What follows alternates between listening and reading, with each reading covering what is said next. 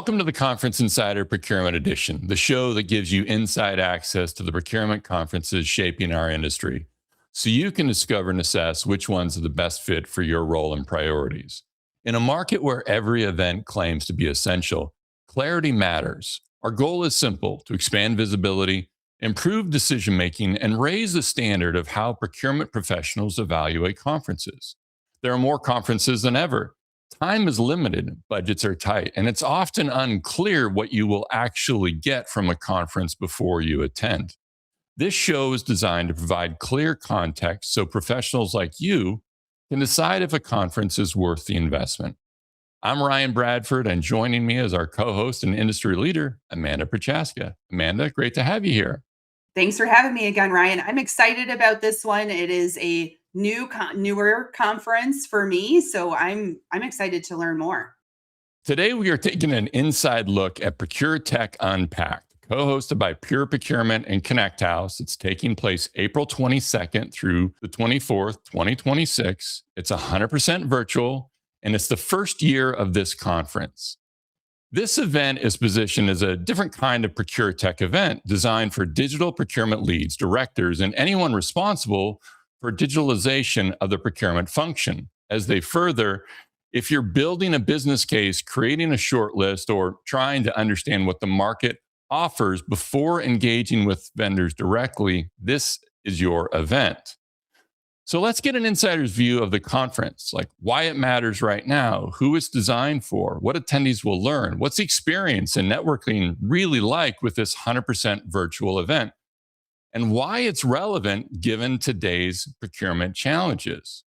Amanda, when you look at this conference, what do you want to know before deciding to attend?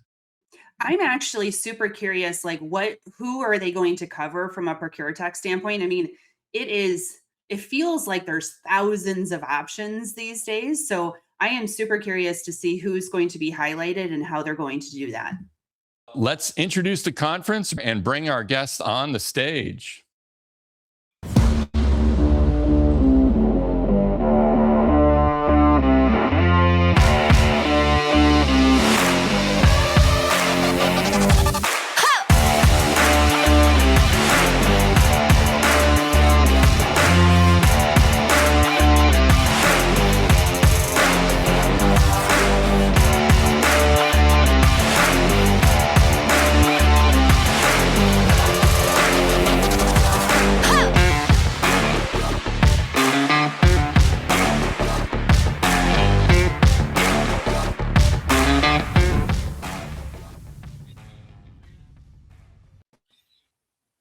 So joining us today, we have Joël Collin, founder of Pure Procurement. Joël, welcome and great to have you here.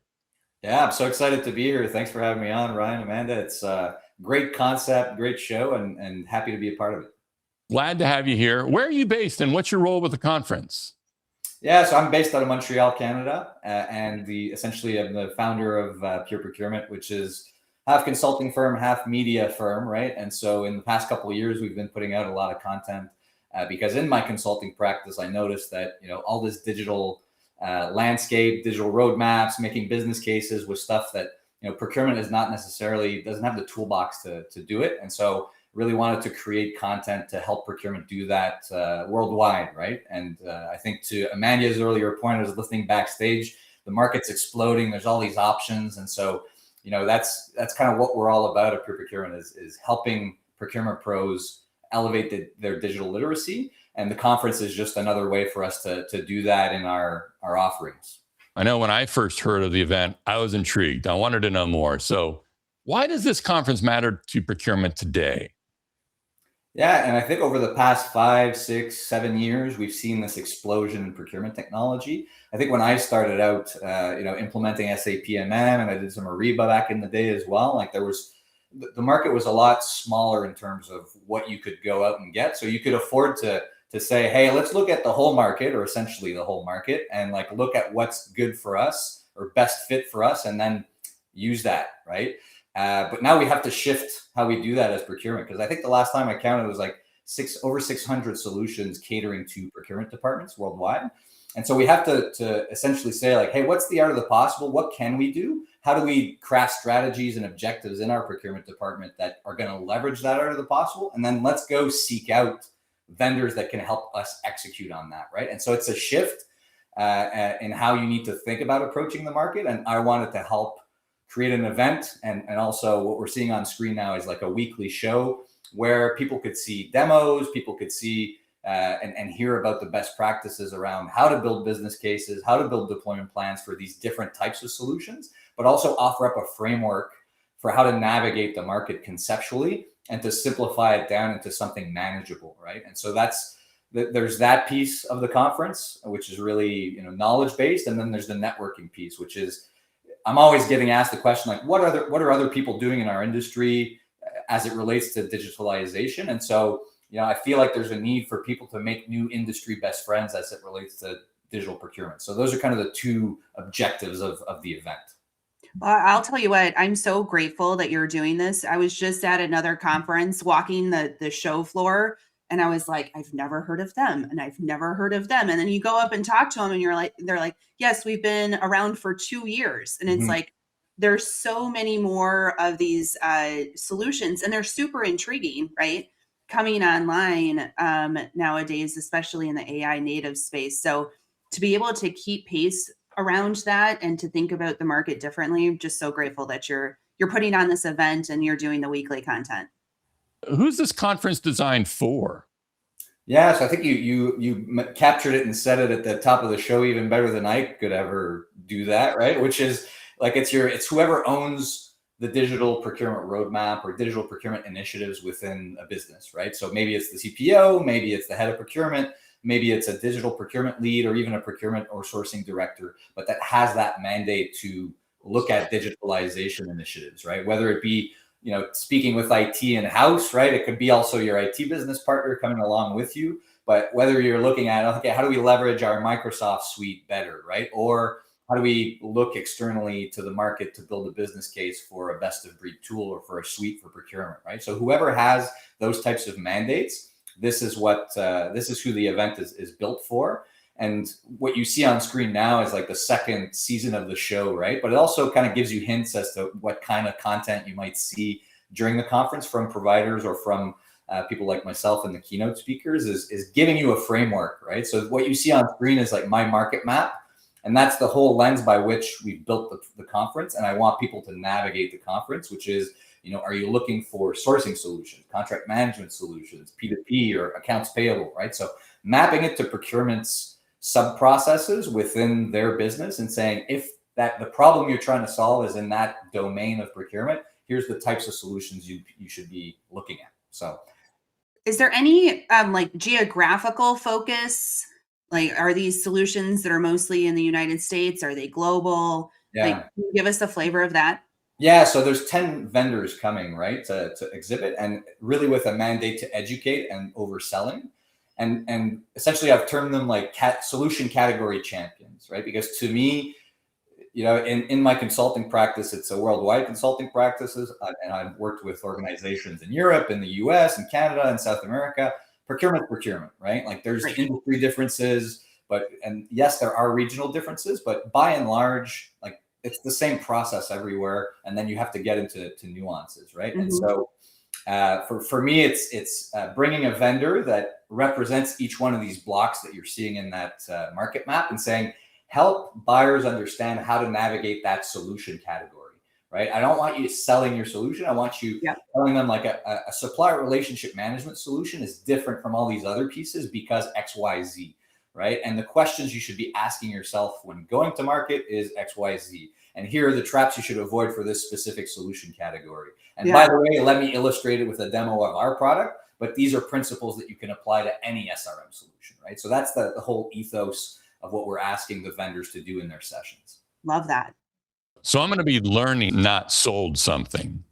So that's correct, right? And so we've gone and vetted. So I've vetted all of these ProcureTech providers, and you can actually vet them yourselves before coming to the conference if you want, because they've all been on the weekly show 3 times this year, and probably once last year to show a demo of their product as well. And so they're all in the vibe and in this ethos of education over sales.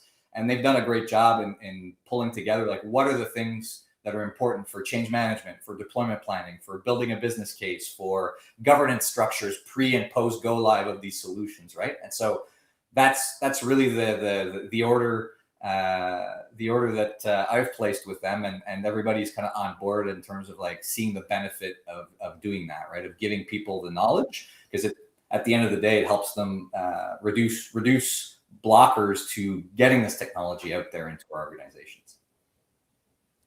Is there a particular role or experience levels that will get the most value from this event? Yeah, and I think it's probably more on the senior side in the sense where, like, if you're sending a junior person that hasn't mastered just the basics of pure procurement, no pun intended, then they probably won't get as much out of the event. However, we're allowing 2 tickets per organization, because the other portion of it, the networking, is I want you to be able to connect with other folks that own a digital procurement roadmap, right? So just by the nature of who owns the roadmap, it's a bit more of a senior profile that we're looking for. But in smaller organizations, it might be a smaller team, and it's somebody who's more junior in their procurement experience, or it might be an IT person, right, who's tasked with like standing this up. Doesn't know much procurement, but is more versed with IT. So I think that's also like thinking about the fact that there's multiple tracks in the conference. Like, how do we divide it so that we can get the most out of it based on our current level of maturity, what our spend profile is, right? Are we an indirect first company, a lot of professional services? Are we a manufacturer? Like, where is the value from a procurement standpoint? And then trying to go and see the sessions that are going to give you the tools to go back to your organization after the conference and be able to engage with the market in a meaningful way. What's the expected total attendance you're going to have? Yeah, so we've actually capped it at 60 people, just because, as you guys referenced at the outset of the show, it is the first edition. We want to make sure we're getting it right, that there's an intimate feeling, because I think if you're in breakout groups where there's too many people, then you're not going to get a chance to either talk about what your goals are and or get to your learning objectives, right, for the conference. So we're trying to keep the breakout groups very minimal, with a moderator as well. And what you see on screen here is like every day starts with a keynote. There is an orientation on the actual platform itself, given it's 100% virtual on the first day, but it's very easy to navigate. I was actually impressed with what we were able to use as a platform. There's a keynote, which is more, it's more fun stuff, or giving you a lens by which to navigate the rest of the conference. So I'm up on the first day. We've got Tanya Wade and Tom Mills on day 2 and day 3, who are looking at, I think Tanya, it's more around like the risks of using AI and AI hallucinations and how to govern that. And Tom Mills is more on the soft side of yes, this is all a tech conference, but like, what are the soft skills that you need to be successful in ProcureTech transformations as well? In yellow, it's your breakout groups. So the smaller intimate groups, where essentially I want to create a little teams, right? Industry teams. So we've got a pharma team being created. We've got a manufacturing breakout group. We've got indirect and SaaS breakout group as well, right? And so it's like, hey, what are your learning objectives? Who are you? How can we help? And since there's multiple tracks to the conference, like, what makes the most sense to go see? Is it spend analysis? Is it sourcing? Is it a full suite? Is it an SRM solution, right? And so you could kind of team up with your breakout group to say, oh, we're going to take this track, you take that track. We'll meet back at the end of that day in that second yellow block and share our learnings and say, hey, you might want to check out that replay based on what you had said at the beginning of the day, right? Or the half day, I should say, right? Because these are 3 half days. And then the purple blocks is the solution making sense of sessions, right? So making sense of sourcing tech, making sense of CLM tech, or contract lifecycle management. And then there's these light purple ones, which are more workshop type. So like, hey, how to build a business case, or agentic AI governance, and the build versus buy discussion, given that it's gotten a lot of attention in this new AI era of ours, right? So action-packed, and then closing session where I try to wrap everything up. And the further incentive that we have for vendors to educate over sell is that everybody that attends this conference is going to vote for who was the best educator in these 3 half days. And that's who's going to win the ridiculous trophy that's behind me that I don't think you can see, but the ProcureTech Cup. Is there a sector or industry focus? You mentioned a couple of different groups. Is it more just cross-sector or cross-industries? cross industry, but like I know there's nuances, right? Which is why I think the breakout groups are so important. And then the types of questions that you might ask the vendors during the sessions, right? But to me, it's more getting you together with folks from your industry or that have a similar purchasing profile, right? So like financial services and software as a service to me like have very similar purchasing profiles, and the fact that they buy professional services, software licenses, and like other services predominantly. They don't do any inventory management or material master, that sort of thing, or MRP. Exactly, right. Whereas manufacturers, they have that other dynamic. And so there's a spectrum, and where we can do an industry group where we have enough attendees, we will. But to me, it's more like, how do I put you in a breakout group with people where you're gonna have relevant discussions to what you're living in your reality. It's amazing how much value you've packed into 3 half days. Like, just Yeah, looking at the agenda, it's like a great mix of different experiences and different content. So, I'm sure those 60 people are going to be delighted as they leave the conference.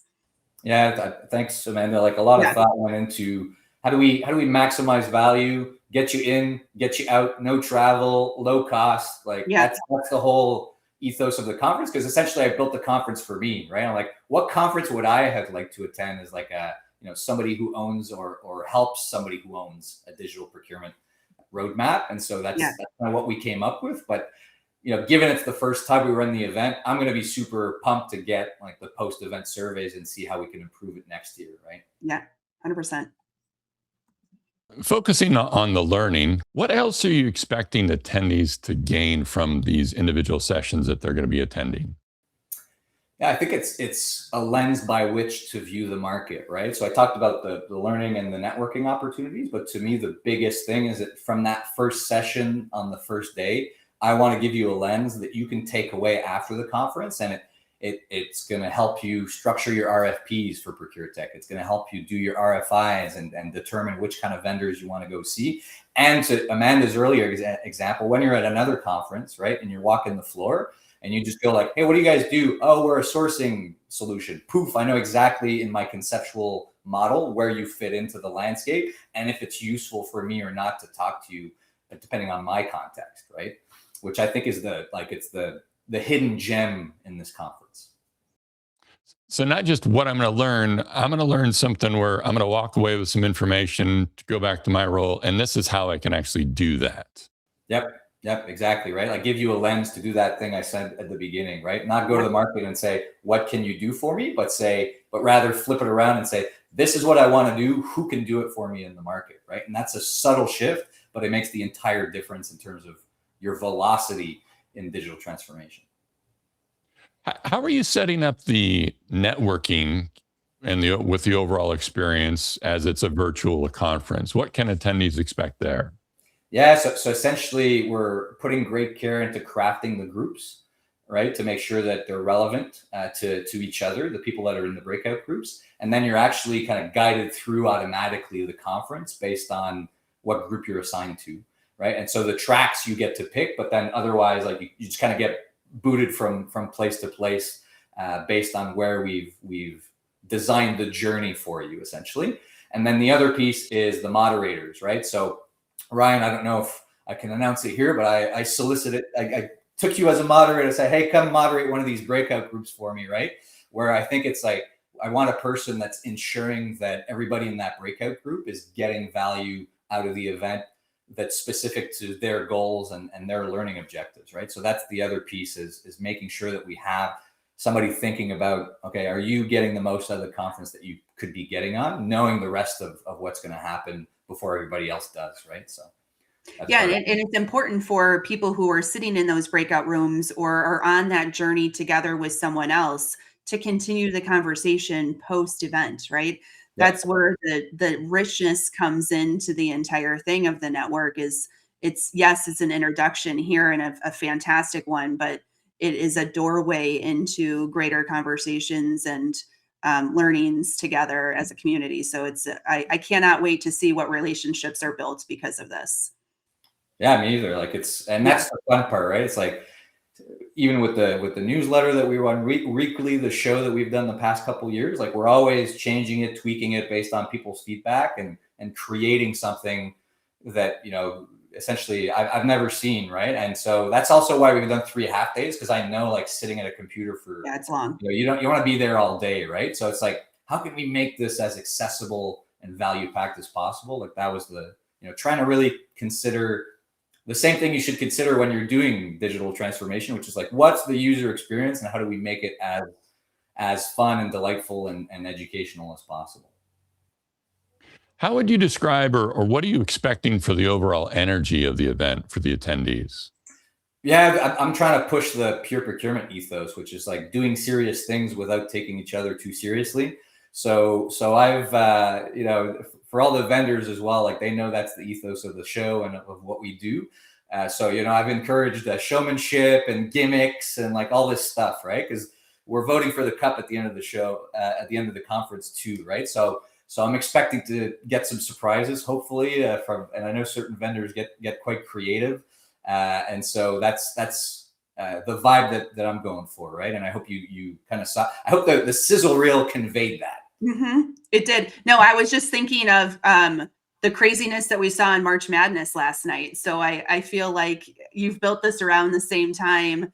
I've loved watching your journey on the cup over the last couple of years, and for me, it's that same vibe, right? Like, just surprises and astonishment and having a lot of fun at the same time. Yeah, I love that. Yeah. Yeah. Yeah. And I mean, that's how we started, right? If you want to go back to like the origin story is, this all happened by mistake, where like I just saw an NCAA basketball bracket. I was like, hey, why don't we do that with procurement technology? And it's evolved into this, like, how do we educate in a fun way procurement professionals on what the art of the possible is with tech? It's cool. How are you differentiating this event from other conferences that are out there? I think it's mostly that, right? It's value in, or come in, value, come out, like get out. Like, I know people are super busy, don't have very many travel budgets or even time to go to conferences. And so for me, it was more, how do I create something for folks that aren't in the conference circuit, like don't go to conferences, have never been to a conference? How do we put new blood in the ecosystem, so to speak, right? So that's really been kind of the guiding star for the differentiation. But otherwise, like, I'd point to what we've done, or what I've discussed so far, right? I think a lot of it is just as well like drawing on the rest of what we're doing in the ecosystem. But yeah, it's probably the big trophy. That's the biggest. And one more on that. Why should someone consider attending this conference now? Yeah, I think it's one of the questions actually that people, or the things that people have told me when we've discussed the conference, is like, oh, I don't have any budget for tech. And so like, it's not the time for me to come to a conference like that. And I push back a little bit, because I go like, listen, like, a conference like this isn't about you picking a tool, right? It's about giving you the framework, the mental lattice work to view your organization through a technology lens, right? And so I think even if you're stuck with a piece of technology right now, or you don't have any technology and you don't have investments planned in the near future with budgets, I think there's still value in coming to a conference like this, because you're going to be able to go back with a whole list of questions of like, hey, I saw the art of the possible in sourcing and this and that, right? And ask your existing vendor, like, what's your roadmap on this? Is there existing functionality that likens what I saw, right, that we could deploy and use? So there's value there. And if you don't have tech, it's like, hey, maybe we can build something, right, on our Microsoft productivity suite with Power Automate and Power BI and accessing Copilot and whatnot, right? That gives me a similar experience, although it won't be as good, I'll tell you that right now, than getting a best of breed tool, right? But it gives you a sense for like, hey, we can experiment with these concepts in our context, regardless of if we need new tech or have budget for new tech or not. And then for the vendors, it's just, the benefit is they're educating you on that. And so they know that when you eventually do have an opportunity to invest in tech, like, they'll be top of mind for that solution category, right? So it's a yin and a yang in that perspective, right? So it's long-term thinking from all of the participants. I feel like there's also an energy too. Like even if you don't have budget, if you go to this conference and you can see what that possibility is, it's almost like when I go hiking and you go across a crest of the mountain and you see the view at the other end. Like there's an energy about it. And so I think that alone to me is super exciting, right? Like to be part of that energy. There's a lot of that going on in the industry today with all of this innovation. So even if you can't buy right now, you could still be part of it. Yep. Yep. And to further your analogy, you can Yeah. see the crevices, right? So like if you're going to walk down in different directions, like you're going to avoid those crevices. Yes, 100%. Joel, you've given the audience a lot to consider. Amanda, what stood out to you most from this conversation? To me, I loved the agenda. I loved how packed full of insights and different ways of gaining the knowledge and the network at the same time within the few hours in the morning for over 3 days. Like to me, I would go to that conference. Like I would find tremendous value from it. And this is like Joelle and I work in very similar industries, and I would still learn a ton about what's going on in the industry from those topics. So kudos to you for pulling that together. Thank you. Appreciate that. Joel, thank you for joining us today. We really appreciate the insights you've shared, and we are looking forward to the conference. Beautiful. And I don't know exactly when this airs, but there's not that many tickets left, right? So if you're watching this, you have interest, like get in touch quickly, because we're almost at capacity here this time around. But if not, I mean, we're probably going to throw it next year as well, unless the feedback is completely horrible, which I do not hope. So yeah, I mean, it's thanks for having me on the show. I appreciate it. You know what? Well, let us know when you sell out so we can celebrate with you. Okay. Sounds good. All right. I'm imagining next year is going to be much larger too. Yeah. Well, I mean, if you want to talk future, right? It's like, to me, it was doing a virtual event, seeing what the interest is, what the feedback is, right? There might be a way to continue 100% virtual, but there might be also opportunities to say, hey, is this worth doing in person? But yeah, it'll depend on the feedback of folks that attend, right? And I think there's a nice niche for 100% virtual format if you can pull it off in a very considerate way of people's time and bring the value. Yeah.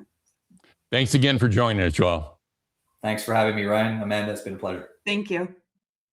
What a great discussion, Joel. ProcureTech Unpacked is positioned as a virtual experience focused on learning and networking, answering the questions, how do I make this work at my company? Attendees are learning, not being sold. Heard that quite clearly. It's uncovering what's possible and how to actually get it done in their organizations. Seems a conference is best suited for teams and individuals exploring new technologies and solutions and how to deploy those solutions. And we can expect that attendees will walk away with practical, actual insight, a better understanding of the suppliers they're learning from, and the solution landscape, ideas that they can bring back and apply immediately, and it's exposure to those new technologies and solutions. Here at Conference Insider, we work with conference teams to ensure accurate information, but our goal is simple: to provide clear context so professionals can evaluate events objectively and decide if it's the right fit for their priorities. We want professionals to assess carefully, choose intentionally, and if this conference aligns with your priorities, we will post a link below where you can learn more.